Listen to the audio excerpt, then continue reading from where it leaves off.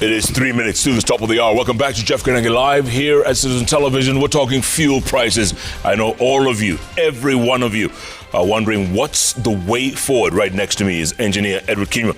He's from the Energy and Petroleum Regulatory Authority, that's EPRA.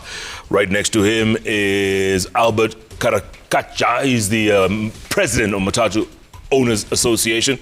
And on the far end, Didi Nyoro, MP, Kiharu, the man who crunches the numbers. And I was asking you, Bwana Karakacha, tomorrow, prices zitashuka?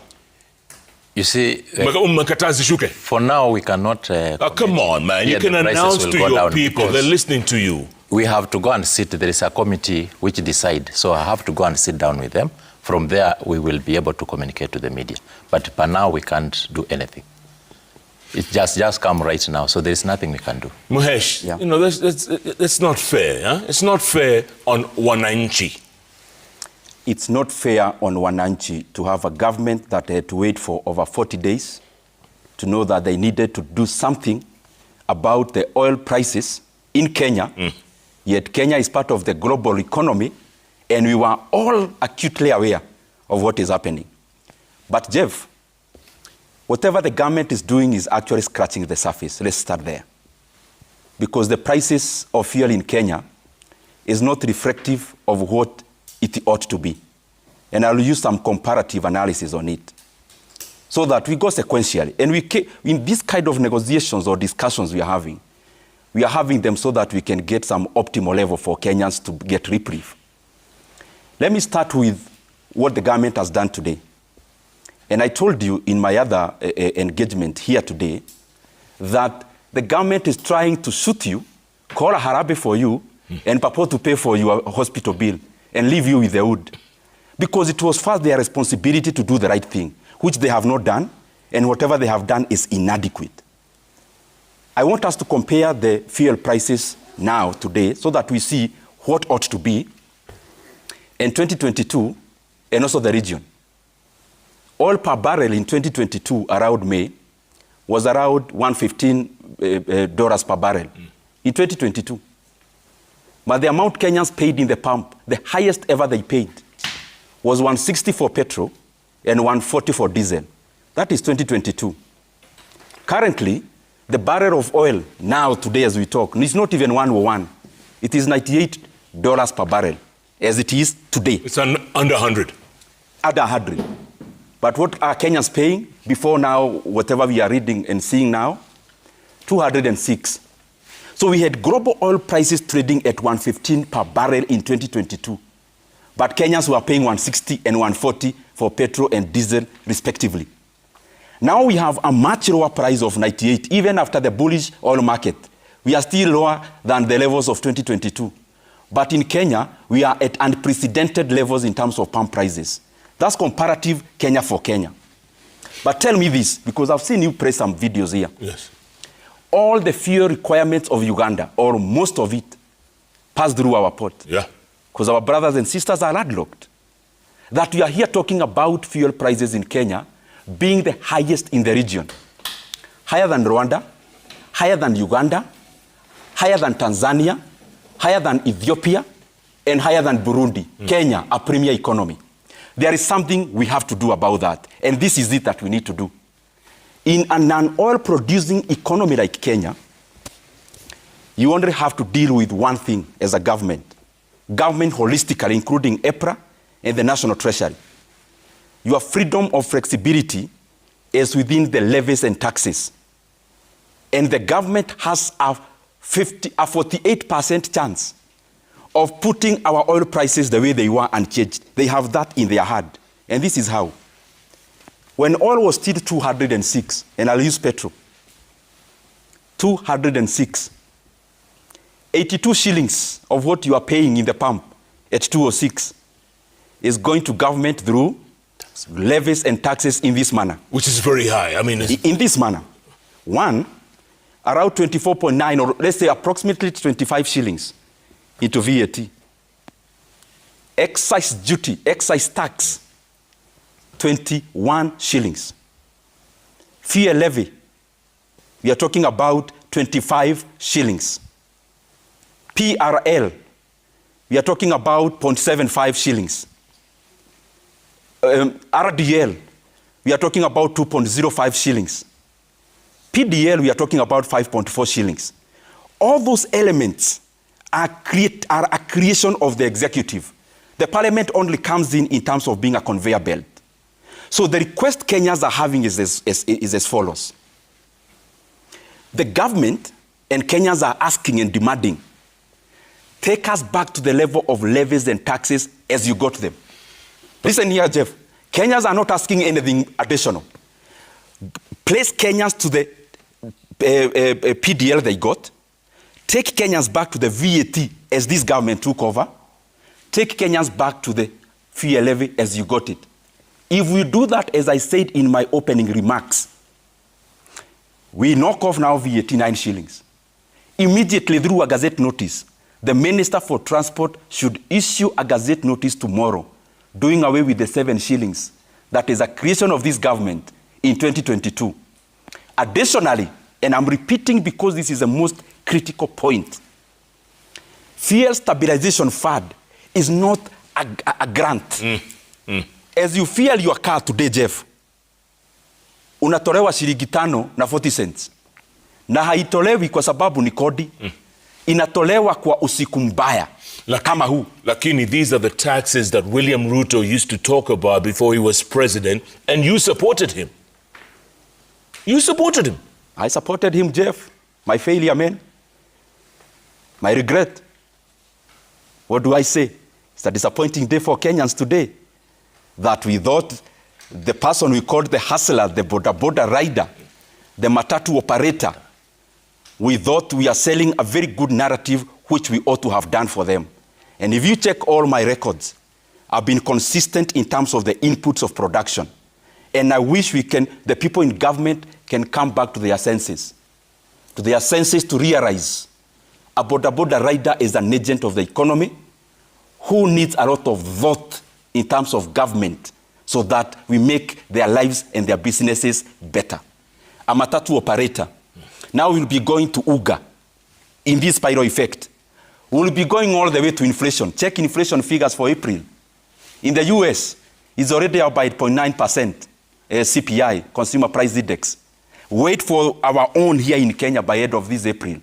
So what you are trying to say, even without accusing anyone, the instruments of retaining the oil prices as they were at the ranges of 180 are in the hands of government.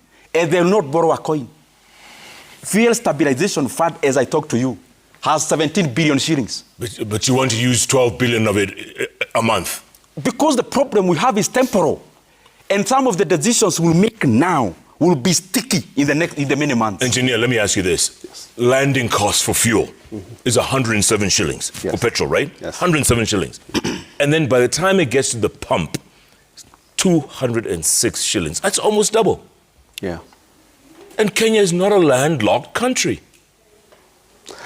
Well, I think the landed cost itself constitutes about 51% like of petrol, that is super petrol. Of course, the bulk of the other cost is taxes, which is about 82 shillings for super petrol. And of course, it's those 9 taxes that Mheshimiwa has talked about. But of course, these taxes are formulated through policy and also through a legislative process. And I'm happy Mheshimiwa has just used the word that Parliament is the one that approves these taxes. And of course, as being creatures of the law, we just implement those taxes.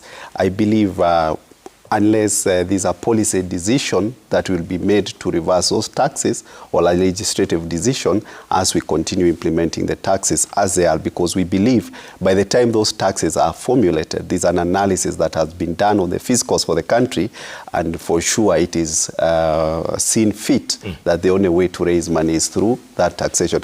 My brother Mheshimiwa has talked about the stabilization fund. Yes, indeed, we have the PDL, which is a Petroleum Development Levy, which basically per litre we are levying about 5 shillings and 40 cents for diesel and super petrol. Kerosene we levy about 40 cents. But I think we have also to live responsibly, and I think what the government has done through His Excellency is to provide a 6 billion cushion for this pricing, because if we could not have provided that cushion, super petrol would be retailing at 217 shillings per litre if we were to apply the formula the way it is. Diesel would have gone up to 236.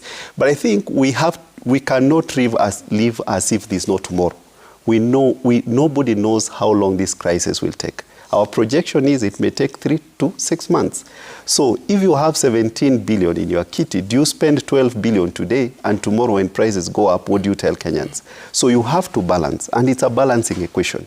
And of course, my brother Mheshimiwa has also talked about crude oil prices being 98 shillings today. If you checked earlier, they were about 101. They keep on changing. But look at how we do pricing. We consider the month average. Within the same month, that crude hit $156 per barrel. So there were highs and lows. It depends on when the fuel cargo was ordered. So if you ordered it when the price was so high, because the pronunciations we are seeing from bigger economies like the US, when the president of the US says they will blockade the Strait of Hormuz, it has a ripple effect. So assuming at that point is when I'm ordering my cargo, the price will be on the roof. So as we do an average, so that's why comparing the crude oil price today and the one in 2022 may not work perfectly. Also, we look at the region, the countries in the region, we have different pricing methodologies, whereas Kenya has a lag of 30 days. The fuel we are consuming now is priced 30 days. It has a lag of 30 days. The other countries have a lag of between 45 and 60 days. So some of those countries are still using prices of January and February, which were very low. We are now currently in March pricing, which is very high. So we cannot, that is not comparing like for like. The methodologies are quite different. Let me ask you this, engineer, real quick. This is the same administration that moved the VAT from 8 to 16%, right? And also the fuel levy went from 18 shillings to 25 shillings. Yeah. I mean, aren't we overburdening Kenyans here?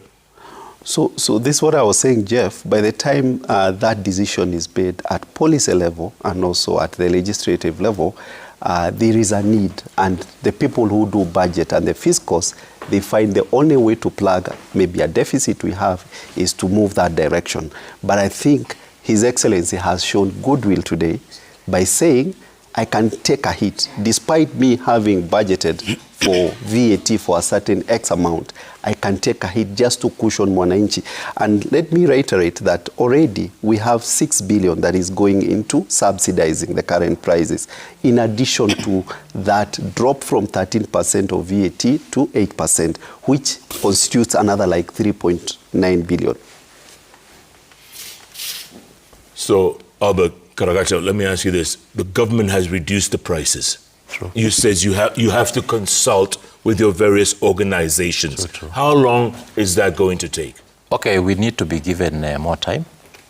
More time? Hopefully, how much more time do you want? You see, if you go all over, when the price goes up, we will still maintain there. We are businessmen.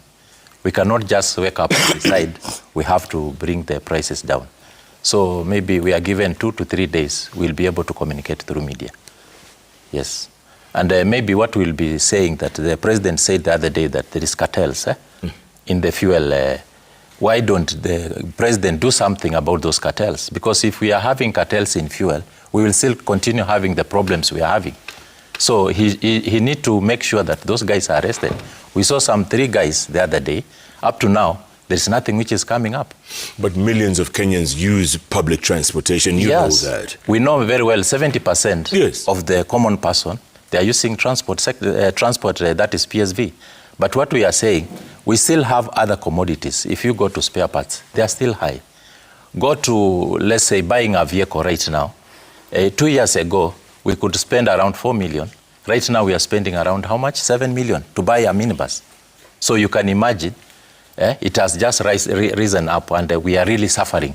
If you go to the business, there is that what we call corruption within the police sector, which is still rampant in the PSV sector. So what we are saying, we are really suffering as the businessman down there. The government needs to listen, so that from there they need to consult. Lakini hata mnacheza siasa kidogo bana. We are not playing politics. Yeah, ni siasa, bro. We don't play politics. I'm not a politician. I'm not a politician. You can make a call to your people and say, from tomorrow, if the prices go down to 196, prices of matatus will also go down. You see, to us, 196 is still on the higher side. The government need to do something about it, because we carry almost 70% of the passengers. So they need to do more about it, yes. Mahesh, Yeah. this is going to come to it's going to hit the wall at some point. The blame squarely goes to government for taking Kenyans for a ride for over 40 days. And I keep repeating in this show, this is not an emergency that happened yesterday night. We knew, we've been talking about it. And we started early telling the government that they should not give Kenyans scapegoats. Yeah. Scapegoats like the Strait of Hormuz. There is no fuel in Kenya that passes through the Strait of Hormuz. Even the one that was in Mombasa never passed through there. So it is important that we keep on communicating clearly. The bigger element is this, Jeff. And I hope you have time for it. The bigger element is that as Kenyans cry in the pump today and tomorrow and the days to come, our leaders are celebrating because they are the owners of G2G. They are making profits as Kenyans cry in the pump. And I hope you'll give us time so that by tonight Kenyans will know who are the owners of G2G companies. Yes. And why have they been taking advantage of Kenyans? That leaders are elected to lead so that we can alleviate the situation of the Kenyan people. But leaders in Kenya have chosen to do business in the oil sector. That G2G and the vehicles in there are vehicles of patronage of people in high offices. That is, we are here debating about very high prices of fuel. Leaders in Kenya are buying money printing, money counting machines because of the profits they are making. It is ridiculous. It is very embarrassing. And I hope you'll give us time. Absolutely. Talk about G2G. Yes. To talk about patronage in the oil in Turkana, which has also been taken over by the leadership of this country. Absolutely. In fact, Kimani Kuria, chairman of the Finance and National Planning Committee, has arrived finally. Karibu Mheshimiwa, karibu. We've been waiting for you all this time, man. Asante. How you doing? Karibu sana. Karibu. Very good. Karibu. Comrade. Well, I'm sure you were listening to part of this conversation. We're in a bit of trouble. We're in a fix here. We're in a fix. Huh? Where do we go from here? One of the things that we must agree that we're in a global crisis. That's what the engineer here was saying, global crisis, but come on, man. Sawa. Na sio mara ya kwanza kujipata hapa. Tumekuwa hapa hapo awali. Na nikimsikiza kama ndugu yangu, we call each other comrade because we were both graduates from Kenyan University. Tulikuwa hapa awali pamoja. Na tulifanya nini wakati tulikuwa hapo? Unakumbuka wakati ya COVID, wakati tulijipata hapa kwamba bei ya mafuta ilianza kupanda, tuweza kupunguza VAT kutoka 16% tukafikisha 8%. Na mheshimiwa hapa, niseme huo wakati alikuwa mwenyekiti wa kamati ya bajeti, nilikuwa mwenyekiti wa kamati ya finance. Na sisi wawili tuliweza talk to our fellow colleagues in parliament kuongeza bei ya mafuta kutoka 8% to 16%. Kwa sababu gani? Kwa sababu ya ile vitu tunaongea kuhusu VAT returns. Na wakati huo tulikuwa tunaongea kuhusu sauti moja. Lakini sasa tunajipata mahali ambapo yeye yako na sauti tofauti kuliko sisi, na tunaelewana kwa sababu ameenda mlengo mwingine, which is okay. But what do we practically need to do? Ya kwanza ni kupunguza bei ya VAT ya mafuta yetu.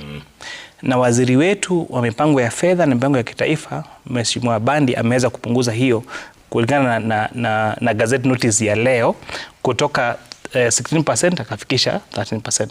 So hiyo imeweza kupunguza the impact ya bei ya mafuta. Number 2, ni nini nyingine ambayo ilikuwa inafanya iongoze bei ya mafuta? Ilikuwa mambo ya kulikuwa na broker wengi hapa katikati. Na hiyo ndio tuliweza kupunguza kupigia ile G2G agreement ambayo inasema ya kwamba sisi tunanunua sasa sio kwa sababu ya wale marketers, tunanunua directly mafuta kutoka kwa wale ambao wanatuuzia katika nchi ya kigeni. Number 2. Number 3, ile kitu ambayo ilikuwa inaongeza bei ya mafuta zaidi ni ile ilikuwa inaitwa exchange rate ambayo iliweza kupungua kutoka 160 kwa dola moja hadi sasa tuko 130 kwa moja. Kwa hivyo yale ambayo tunaangazia, the challenges of facing now, sio ya kwamba ni sisi ya create, they are not our own creation. Ni mambo ambayo yamechangiwa kulingana na mambo ya kitaifa. Lakini jinsi ambayo tunaweza kujiuliza ni Jeff, haya, hii shida si yetu, ni ya global, ni ya international.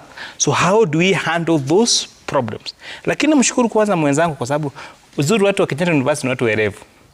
So niangalia statement yake nikaona hana tu kulalamika. Si kama wale wenzetu wengine ambao walalamika peke yake. Alikuwa anaangazia hii ndio shida na haya ndio solutions. So what solutions do we have to do? Moja hapo ni kupunguza VAT. Ambapo waziri wetu wa fedha na mipango ya kitaifa Mheshimiwa Bani ameweza kupunguza. Namba 2, how do we cushion our Kenyans more? Because for sure we don't make one oil. Na tukubaliana na hivyo Jeff. We made politics about this issue of fuel as much as we want. But the truth is hakuna mafuta yanatoka Murang'a, hakuna mafuta yanatoka Nakuru, hakuna mafuta yanatoka Molo. The least we have is tukona deposit kidogo tumepata Turkana, but we still need to refine it ndiweze kutumika kama mafuta. So we don't have our own solution. So how do we make sure that we cushion ourselves against this global crisis that is facing us? Bila kuweka siasa, bila kuweka chuki, bila kuweka kuonekana mimi ndiye napendekeza zaidi solution kuliko wale watu wengine. And once we have that agreement, Jeff, we'll get a solution. Let me ask you this. Sure. The VAT Act was an act of parliament. Yes. From 8 to 16%. Yes. The president today says, let's go back to 8%. Yes. Does the CS for Treasury have the authority exactly to approve that? Kabisa. Anaweza? Kabisa ndio. Na parliament? Nikukumbusha hapo zaidi, wakati tulikuwa wakati ya COVID, tuliweza Mheshimiwa Rais ambaye alikuwa pale, Mheshimiwa Uhuru Kenyatta, aliweza kupunguza VAT wakati huo. Na if you remember that time, kuna kubalika watu this would be a crowd. Haikuwezekana kwamba wabunge wapatane kwa kikao kimoja. Yeah. Lakini Mheshimiwa Uhuru Kenyatta aliweza kupunguza VAT ya bidhaa mingi, nafikiri kwa kutoka 16% around I think it was 14% that time. So ni ukweli kwamba kulingana na our VAT Act yetu, CS National Treasury ana uwezo wa kupunguza through a gazette notice VAT ya mafuta up that amount, na kuna uwezo huo. I know you want to respond to Mheshimiwa real quick before we take a break. Real quick. Jeff, I want to respond quickly, but to have 4 points. One, I'm very disappointed with my brother. Who you graduated? No, he was way ahead of me. When we come to such a show, we must respect Kenyans by soberly looking at the issues at hand. Soberly. And especially when we know that millions of Kenyans are watching. It is important we come to such a show sober. Sober with facts, and especially when we have responsibility. And I want to start here. Number one is that there is no, my brother here is the chair of finance in the parliament today. If we read the VAT Act, section 6, part 1 and 2, it's very clear that we have to go to parliament now to lower VAT by more than 25%. The minister can only deal with around 25% of that.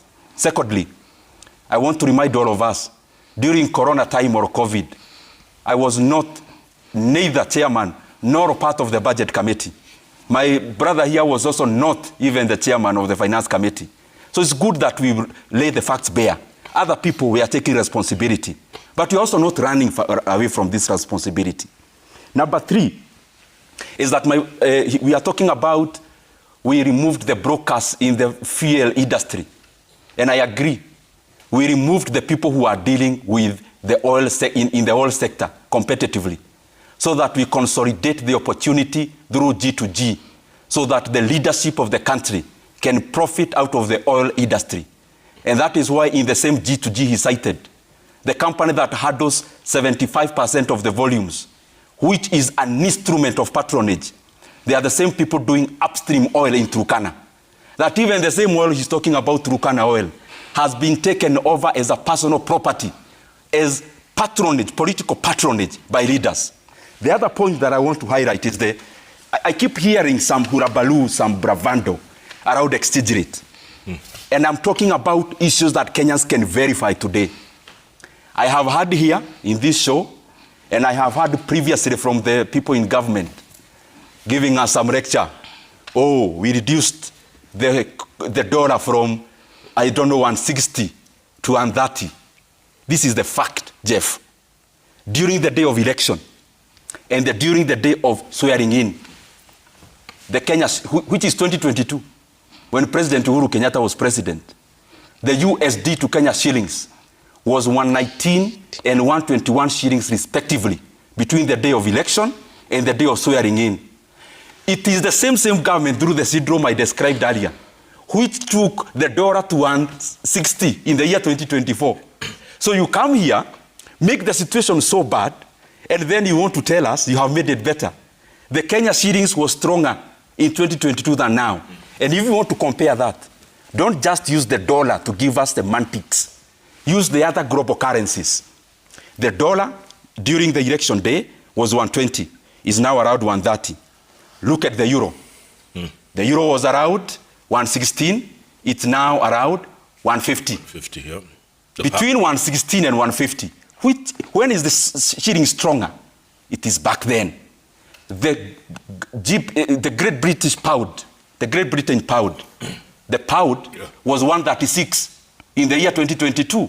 It is now 174.